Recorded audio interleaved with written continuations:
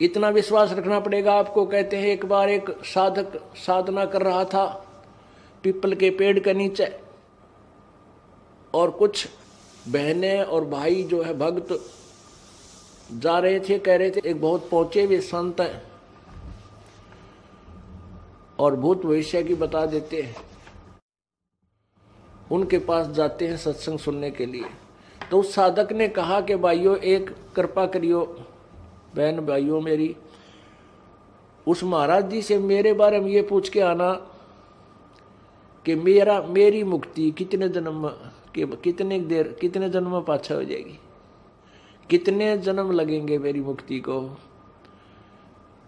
तो उन्होंने जाकर बताया, तो महात्मा जी ने कहा कि उस साधक को मोक्ष प्राप्ति के लिए इतने जन्म लेने पड़ेंगे जितने पीपल का पाते, जिस वृक्ष के नीचे वो साधना करा उसी के पत्ते जितने हैं, इतने जन्म लेने पड़ेंगे उसको, जब उसका मोक्ष होगा। अब उन बहनों और भाइयों ने रास्ता त्याग दिया,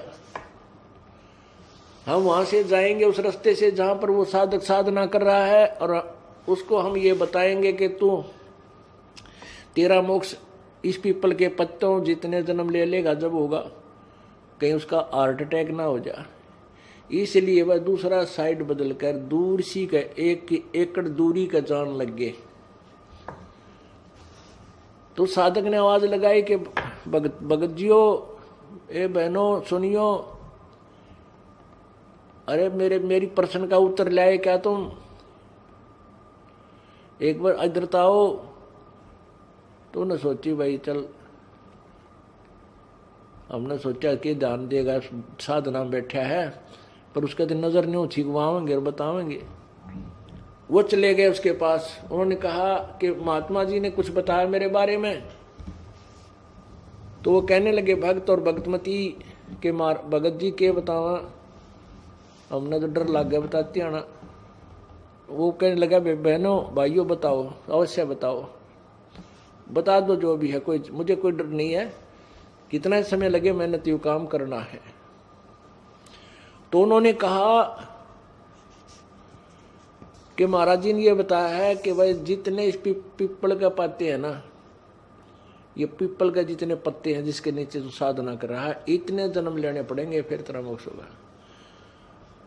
तो वो तो डांस करने लग गया, भंगड़ा पा दिया, खुशी मनाई, नाचर कूदन में बोला जय हो जय हो।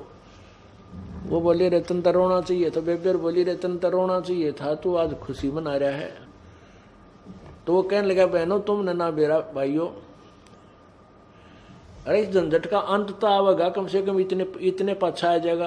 अब इसका नो तो हो गया कि इसका एंड होगा, इतने दिन ना मेरा समझ इसका एंड भी होगा कि ना होगा, मैं तो डिलेड हूं था। तो पुण्यात्माओं उसने जब इतना सब्र कर लिया तो तुमने भी इतना भी करना पड़ेगा। इस जन्म में ना अगले में ना अगले में पार हो जाओगे, अगर सच्ची लगन से अंतिम श्वास तक केवल एक ही साधना और इसी परमेश्वर में और इस दास में श्रद्धा रही। यदि बाद में तुम कई ऐसे अनाड़ी और कर्महीन इंसान होते हैं, घर में थोड़ा सा सुख हो जाता है, गुरु जी को त्याग देते हैं, कहते भक्ति यही कर लेंगे, हम क्या फर्क पड़ा है। नहीं, परमात्मा कहते हैं कि मम संत मुझे जान मेरा ही स्वरूपम, मेरे संत को मेरा ही स्वरूप जानो। और उसके प्रति जो तुम्हारी प्रतिक्रिया है, अगर उससे तुम्हारा विक्षेप है तो मेरे से हो गया वो।